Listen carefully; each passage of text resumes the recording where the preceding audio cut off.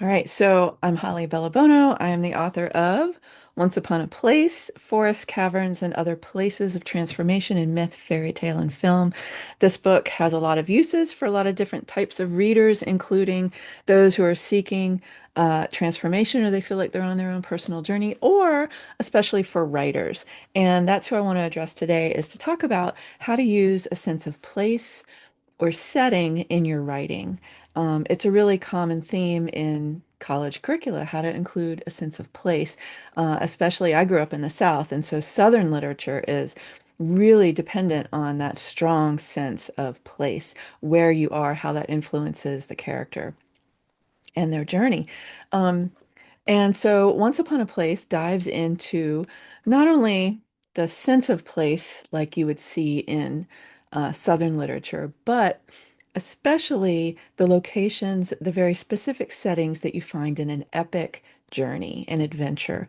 So if you're writing a play or a novel or you're a screenwriter and you're diving into those epic journeys, then this is for you. And it's going to be a series of videos that walk you through the different locations or settings that I've identified in these epics and a lot of the imagery and the metaphors and the symbolism that go with it and have gone with it for millennia, and how you as a writer can incorporate these themes into your writing to make it stronger, to make it more compelling, to make it a page turner or something that someone views and can't turn away. One of the themes of these epics is the duality of descent and resurrection. And by that, I mean the character in the story literally goes downward, but also inward, and then faces obstacles, challenges that really stress them, that confuse them, that confound them, that they have to overcome. And then they rise up again, literally or metaphorically, they change and grow into a better version of themselves. When the character does this, that's one thing, but then when a reader reads this or watches it, that inspires them to initiate a similar journey. So a writer has a lot of opportunity here. And I'm going to share my screen because part of what we're going to talk about comes from Joseph Campbell's hero's journey. And I appreciate Joseph Campbell, but here's a caveat. I also feel that he missed a few things, or he didn't focus on them. He didn't feature them the way I think they now need to be featured. So he talked about the process. He actually is the person who we credit with discovering and teaching us the process of the hero's journey, the stages that a person goes through as they face these obstacles and learn who they are, why they are, what their purpose is, and what they need to do next. So these stages are very important when you're a writer, when you're a screenwriter. You really want to make sure that you touch on most of them as a person because they're very realistic in how a person is going through their own journey. But he didn't talk about the places, the sense of setting. And in my book, I've identified five. They are the cavern, the deep, the vessel, the forest, and the labyrinth. And we're going to talk about those. But first, I want to talk about descent and resurrection.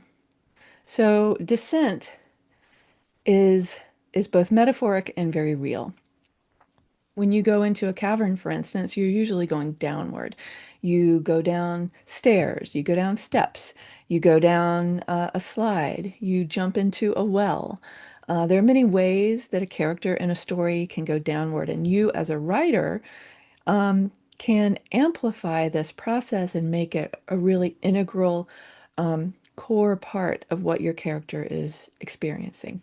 So Inanna, for instance, goddess Inanna, part of her story, a big part of her story was that she went down the steps into the underworld to visit her sister Ereshkigal, goddess of the dead. And she went down in stages. She would get down to a landing, and the gatekeeper would take away something from her, a crown, or beads, or her clothing, her robes. so that by the time she got all the way down to the very bottom, she was completely naked. And it's very metaphorical. You can see all the symbolism in that.